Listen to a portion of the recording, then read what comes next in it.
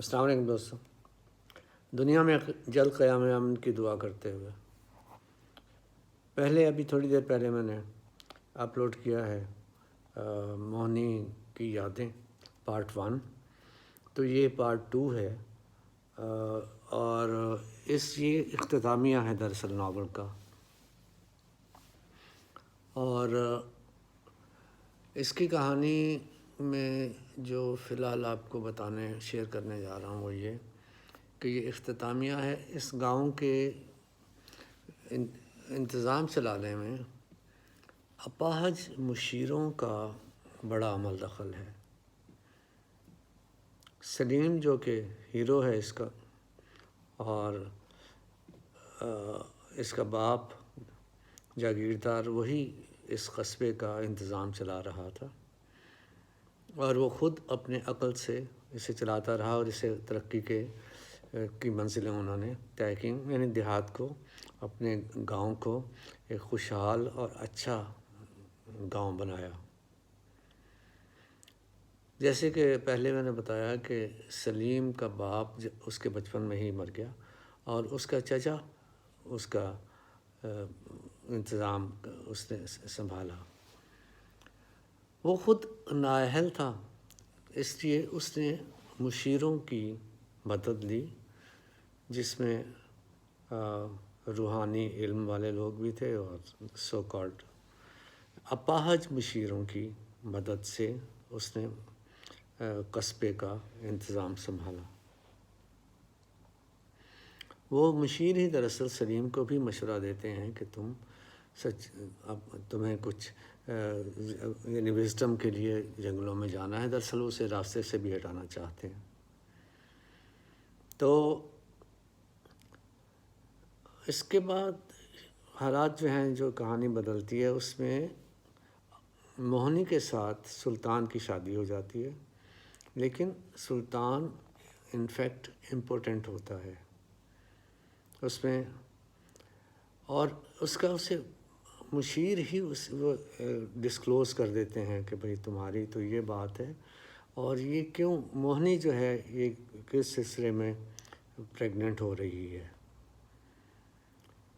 اب وہ اپنے ٹیسٹ وغیرہ کروانے کے لیے سٹیز جاتا ہے، ڈاکٹروں کے پاس، ڈاکٹروں سے ملتا ہے، واپس آتا ہے تو اسے پتہ چل چکا ہوتا ہے، یعنی یہ خبر لے کے آیا ہوتا ہے کہ یہ بات درست ہے جو ان مشیروں میں سے ایک نے اس تک پہنچائی ہے۔ تو وہ بہت غصے میں آ کے، تو وہ بھی سلیم جب واپس پلٹتا ہے تو وہ بہت غصے میں یہاں پہ اس قصبے میں اپنے گھر میں واپس آ چکا ہوتا ہے، اور اس کا رابطہ جو ہے، یہ ایک انٹریکشن ان کا سیکسول اس کے یعنی موہنی کے ساتھ، یعنی بے خودی کے عالم میں ہی سلیم سے ہو چکا ہوتا ہے۔ تو اس کا کنٹینیوشن جو ہے، موہنی کا پارٹ 1 جو ہے، موہنی کی یادیں کا پارٹ 1، اس کے بعد کنٹینیوشن میں آپ کے ساتھ شیئر کر رہا ہوں۔ بڑے بابا کون ہیں؟ یہ انہی مشیروں میں سے ایک ہیں جو کہ جنگلوں میں ہی رہ رہے ہیں، اور وہیں پر کچھ سوچ بچار بھی کرتے ہیں، اور ایک طرح سے روپوش بھی ہیں، اور ان کا طریقہ کار ہے، اور اس کا اثر و رسوخ بھی ان کا قصبے میں وہاں پہ رہنے، ایک نظام ہے ان کا، ایک پراسرار قسم کا۔ تو اس میں کچھ روحانی سپرسٹیشنز والی جو طاقتیں ہیں ان کے پاس ہوتی ہیں۔ اس میں نے ہیلپ لی ہے، ایک آکلٹ ایک کتاب ہے، بہت موٹی سی، کولن ولسن کی کتاب ہے یہ، اس سے بھی میں نے ہیلپ لی ہے، یعنی سپرسٹیشنز کی جہاں بات کی ہے تو وہاں پر اس سے میں نے ان سپرسٹیشنز کو شامل کیا ہے جو کہ یعنی ویل ریکگنائزڈ ہیں، اور یہ وہ کتاب ہے آکلٹ جو کہ رشیا اور امریکہ کے اختلافات کے باوجود سنا ہے کہ یہ علوم جو ہیں یونیورسٹیز شیئر کرتی تھیں۔ تو بہرحال وہ بڑے بابا وہیں پہ ہیں، اور وہ دراصل ایک طرح کا ایک الٹیمیٹ نالج ان کے پاس ہے اور ان سے مل کے تو یہ لوٹنا چاہتا تھا۔ تو اب یہ کافی تلاش میں سوچ بچار کے بعد ایک یعنی ان سے ملاقات بڑے بابا سے، اوروں سے بھی ملاقات ہو چکی تھی جن میں ایکسچینج آف آئیڈیا بھی ہوا اور کچھ علم بھی اس نے حاصل کیا، یا جو بھی اس کے تجربات تھے ان کے ساتھ ہوئے۔ تو بڑے بابا سے ملاقات نہیں ہوئی، وہ کوشش کرتا رہا، تو اب واپس آ رہا تھا الٹیمیٹ ڈیسیژن کے بعد ان سے ملے بغیر۔ تو کنٹینیو کرتا ہوں۔ بڑے بابا سے دوبارہ ملاقات میں ناکامی کا دکھ وہ ساتھ لے کر جا رہا تھا۔ وہ اس دکھ کے ساتھ ہی واپسی کے سفر پر تھا۔ وہ خود کو اس مقام تک نہ پاتا تھا کہ کسی خارجی عنصر کی مادی ترغیب کے بغیر ان منزلوں تک پہنچ جائے جس کی وہ خواہش لے کر چلا تھا۔ اس کے ذہن میں ریاستوں کے وہ طریقے دوڑنے لگے جن میں وہ شامل ہوا تھا اور جن کا اس نے مشاہدہ کیا تھا۔ اس طرح اس کا نہ جانے کتنا وقت گزر گیا، پھر اس نے اپنے احساس پر آسمان جتنی بڑی سیاہ چادر پھیلی محسوس کی اور وہیں زمین پر بیٹھ گیا۔ قریب پڑے ایک بڑے سے پتھر کو ٹٹولا اور اس پر بیٹھ گیا۔ وہ سیاہی آہستہ آہستہ سفیدی اور پھر روشنی میں بدل گئی تو اس نے آنکھیں کھول دیں۔ سامنے خود رو جڑی بوٹیوں کا ایک سلسلہ تھا جو زمین کی میدانی سطح پر پھیلی بالشت بھر اونچی گھاس کی گود میں سجا محسوس ہو رہا تھا۔ اس نے چاروں طرف مسرت بھری نظروں سے دیکھا اور فضا میں پھیلی تازگی اور آزادی کی مہک کو محسوس کیا۔ پھر ایک لمبا سانس لے کر اسے اپنے بطن میں اتارنے کی کوشش کی۔ جی نہ بھرا تو 2-3 بار یہ عمل دہرایا، بند آنکھیں رکھے۔ جب اس عمل سے سیر ہوا تو کھلی نظریں سامنے کیں اور دیکھا اپنے سامنے پھیلے گھاس کے میدان کو، اور پھر اپنے قریب گھاس پر بیٹھی ایک مینٹس کو جو اپنے نر کے ساتھ جنسی عمل میں ڈوبی ہوئی تھی۔ اس کا نر اپنا جسم اس لذت کے عوض اسے مکمل طور پر سونپ رہا تھا۔ وہ اس عمل کے دوران اسے آہستہ آہستہ نگل رہی تھی، اپنے پیٹ میں منہ کے راستے اتار رہی تھی۔ پھر وہ نر پر غور کرنے لگا، اس کے ادھورے دکھائی دینے والے جسم کو دیکھنے لگا جس کے کسی حصے سے بھی تکلیف کا احساس نہیں ہو رہا تھا، نہ ہی وہ اپنے بدن کی زندگی کی خاطر آزادی کی کسی کاوش میں شریک تھا۔ شاید اس عمل کے دوران وہ اپنے ادغام کو موت نہ سمجھتا تھا۔ پہلی نظر میں وہ دونوں اسے ایک ہی جانور محسوس ہوئے تھے، غور کرنے پر وہ 2 تھے اور تھوڑی دیر بعد وہ ایک ہی جسم رہ جانے والا تھا۔ یہ تکلیف ہے یا لذت؟ یہ خیال آتے ہی اس کی نظر خلاؤں میں دوڑ گئی اور وہیں نظر جب زمین پر آتی تو پہلے مینٹس اور پھر خود پر پڑ گئی۔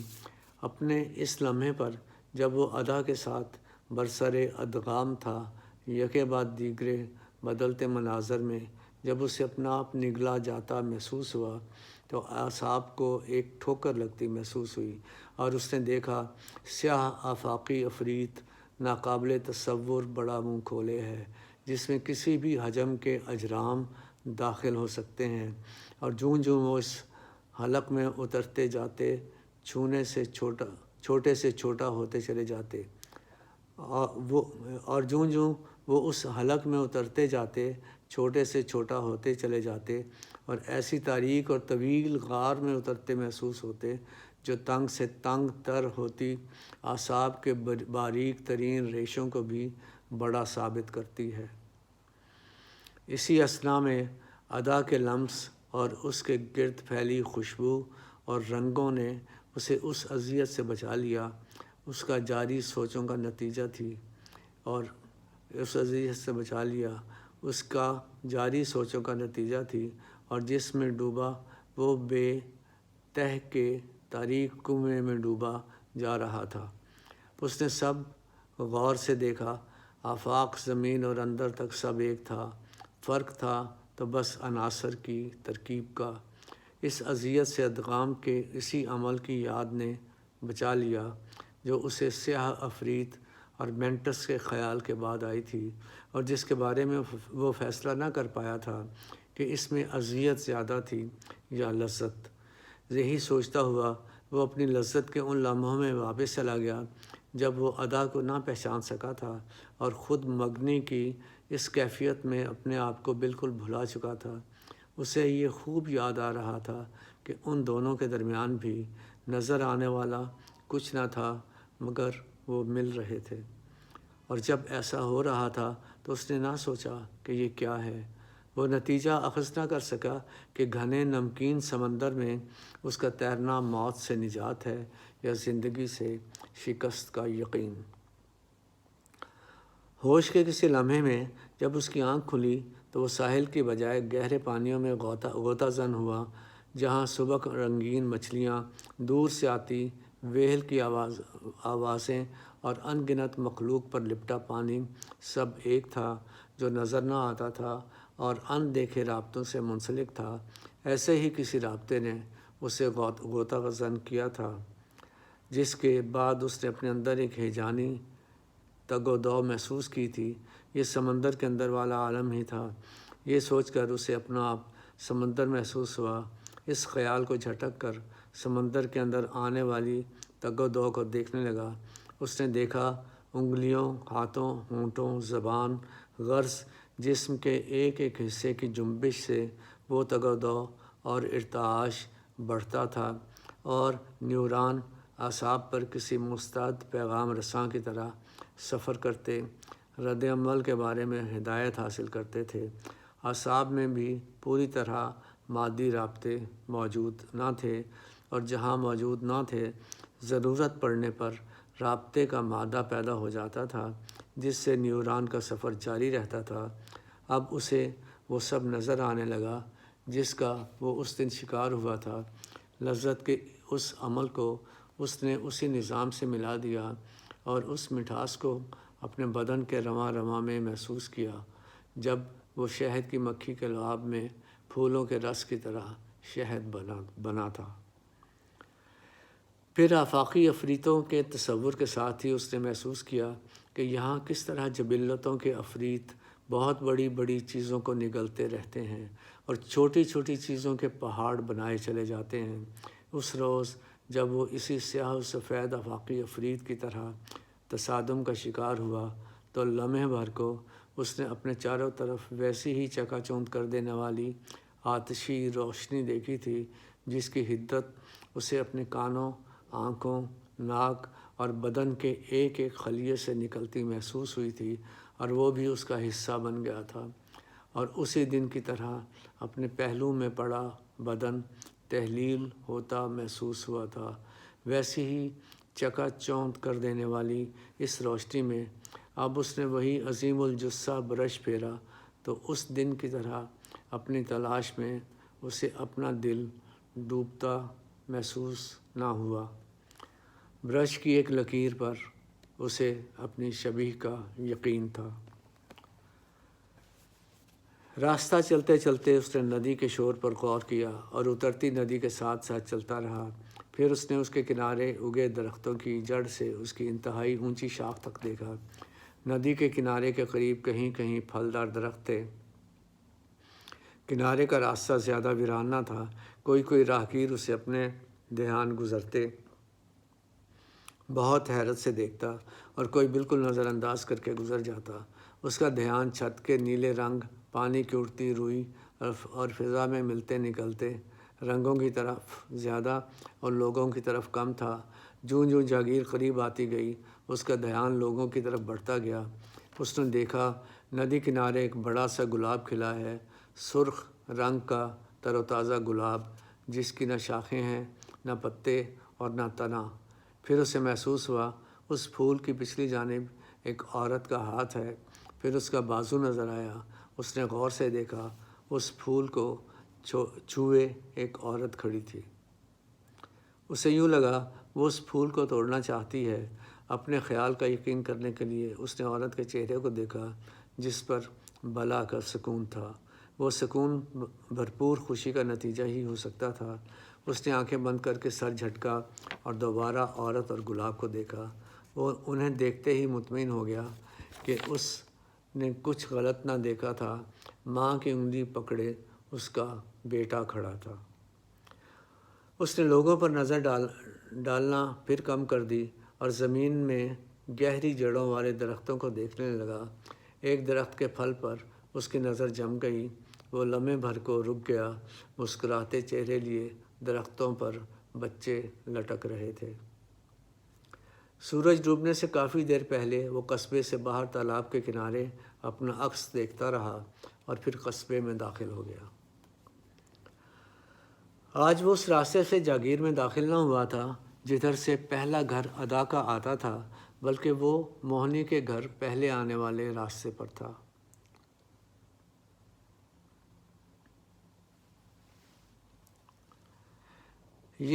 موہنی کا گھر پہلے آنے والے راستے پر تھا۔ یہ بات دوپہر کا وقت تھا اور علاقے میں کافی لوگ ادھر ادھر آ جا رہے تھے۔ پہلی بات جو اس نے محسوس کی وہ وہاں کی خاموشی تھی۔ ہر کام جاری تھا مگر شور نہ تھا۔ میرا خیال سچ ہو رہا ہے، خاموش تکلم اس سے مخاطب تھا۔ وہ غیر محسوس شور میں چلنے لگا۔ چلتے چلتے جب لوگ اس کے قریب سے گزرتے تو وہ خاموشی مزید گہری ہو جاتی۔ نہ صرف یہ بلکہ جب وہ اسے دیکھتے تو خاموشی سے ایک طرف ہٹ کر کھڑے ہو جاتے۔ وہ ان سے آنکھیں چار کیے بغیر بڑھتا رہا۔ سلطان کی حویلی میں داخل ہوتے ہی اسے کسی سانحے کے گزر جانے کا احساس ہوا۔ ایسا یقیناً ہو چکا تھا۔ وہ تشویش بھرے انداز میں تیز تیز قدم بڑھاتا کمرے کی جانب بڑھنے لگا، پھر سلطان کے کمرے کی جانب، مگر ابھی تک وہ وہیں تک پہنچا تھا جہاں سے گزر کر سلطان کا کمرہ آتا تھا کہ اچانک اس کے قدم جیسے زمین نے پکڑ لیے ہوں۔ سلطان کے کمرے سے پہلے کمرے میں ایک چارپائی پر موہنی بے سدھ لیٹی تھی اور اس کے گرد ایک عورت اور دو مرد کھڑے تھے۔ سلیم نے غور کیا، اجلے سلجھے کپڑوں میں سلیقے سے تراشی داڑھی والا شخص وہ بابا تھا جس کی کوٹھڑی کی یادیں سلیم کے دل میں ابھی زندہ تھیں۔ سلطان نے موہنی کو گولی مار کر ساتھ ہی خود پر بھی فائر کر دیے تھے۔ گولی موہنی کے پیٹ اور سلطان کے دل پر لگی تھی۔ یہ سانحہ آج صبح پیش آیا تھا۔ سلطان کی لاش کی حالت دیکھتے ہوئے اسے جلد دفنا دیا گیا تھا۔ موہنی کے پیٹ سے گولی نکال دی گئی تھی اور اسے تھوڑی دیر میں ہوش آنے والا تھا۔ سلیم دروازے پر کھڑا رہا اور قسمت کے فیصلوں کے نظام کے بارے میں سوچنے لگا۔ ایک لمحے میں اس نے بہت کچھ سوچا، اس کے ذہن میں کئی خیال آئے، مگر وہ دوسرے ہی لمحے اس کی چارپائی کی جانب بڑھ گیا۔ موہنی نے آنکھیں کھول دیں۔ اس کے سامنے سلیم کھڑا تھا، مبہوت اور افسردہ۔ پہلے موہنی کی آنکھوں میں کوئی تاثر نہ تھا سوائے پشیمانگی کے، مگر جب اس کی آنکھیں سلیم پر جم گئیں تو وہ بھی دکھ سے بھر گئیں۔ خوشی کے اظہار کی شکست کا دکھ۔ خوشی کے اظہار کی شکست کا دکھ۔ دوبارہ غنودگی میں جانے سے پہلے ایک آنسو اس کی بائیں آنکھ سے چھلکا اور پلکوں پر پھیل گیا، جیسے اس بات کی معافی مانگ رہا ہو کہ وہ اسے اپنی زندگی بھر کے معمول کی طرح خوش آمدید نہ کہہ سکی۔ سلیم اسے بہت دیر تک وہیں کھڑا دیکھتا رہا۔ ادا اسی حویلی میں تھی اور اس نے سلیم کو آتے ہوئے دیکھ لیا تھا۔ وہ جان کر اس سے نہ ملی تھی۔ جب وہ موہنی کے کمرے میں داخل ہوا، ادا اپنی حویلی چلی گئی اور سلیم کے آرام کا سامان کرنے لگی اور یہ ہدایت بھی کر دی کہ جب تک وہ نہ کہے ہر آنے والے کو مہمان خانے سے ہی لوٹا دیا جائے۔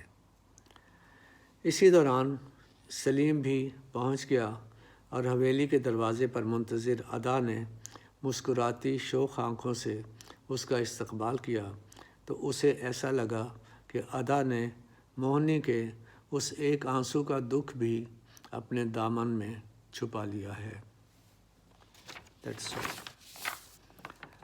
تو اس طرح سے یہ ناول اپنے انجام کو پہنچتا ہے۔ Thank you.